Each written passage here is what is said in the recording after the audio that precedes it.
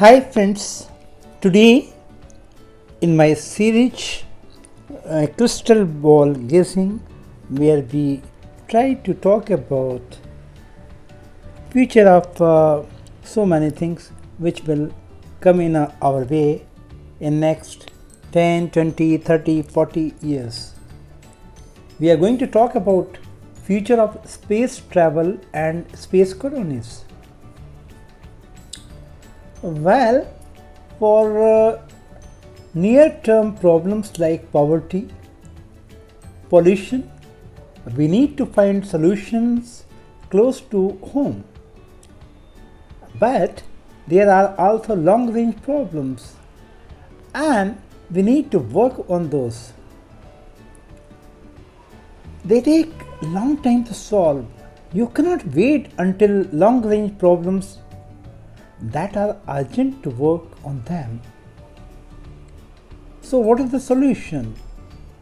The solution is to create space colonies in the nearby planets, or even after say 100, 200, 300, 400 years after in the other planetary system. But creating space colonies, it needs lot of funds, huge infrastructure. In this brief talk, we will try to include all these points in our discussion. The future space colonies will be very large structures, miles on end, and they hold a million or more people there.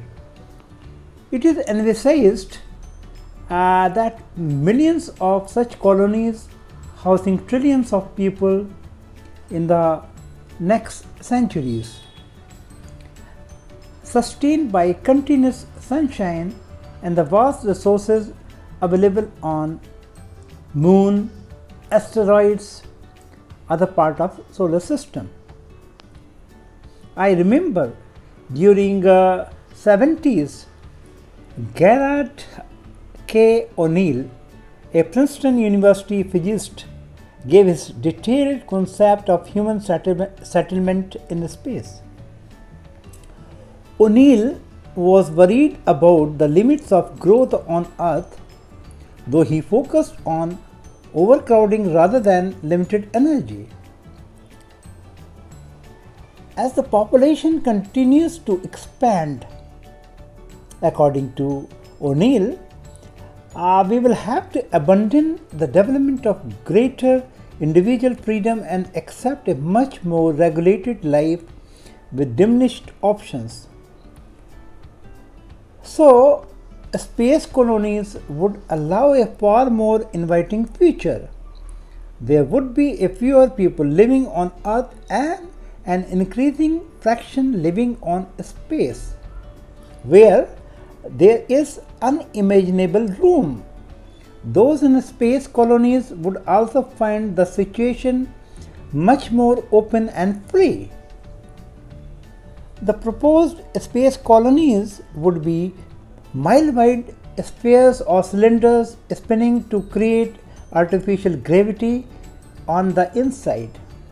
They would be constructed from the material mined from the moon and delivered into space using enormous electromagnetic catapults. Mirrors would pipe in sunshine and solar panels would provide continuous electricity. As the population expands, people would simply build new cylinders to accommodate their needs. There will be an idyllic life aboard in future space colonies, each of which could have its own theme and function.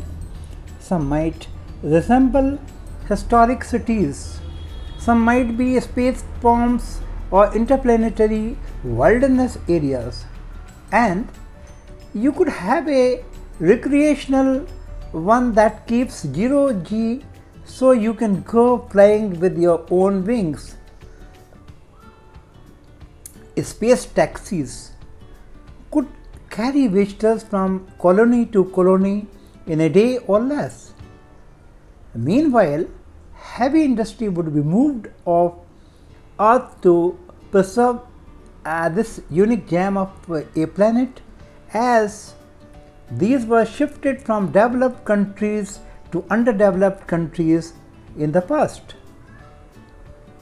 But the space settlements will involve huge funds, and the governments world over combined will not be able to generate these funds.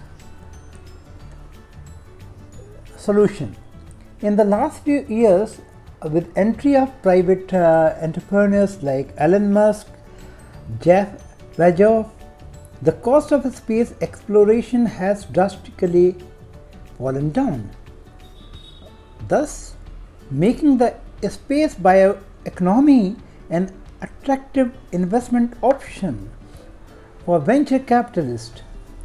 As investors continue to fund space startups at an accelerating rate, the meteoric rise in venture capital investment in the space industry will be expected to be a very big thing in the coming time.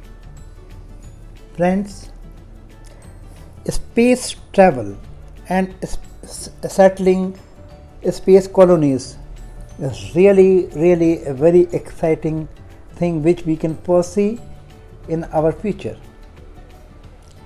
How do you like this talk? I will definitely request you to make your comments in the comment box. That will help me to create better videos in the future. Thank you very much.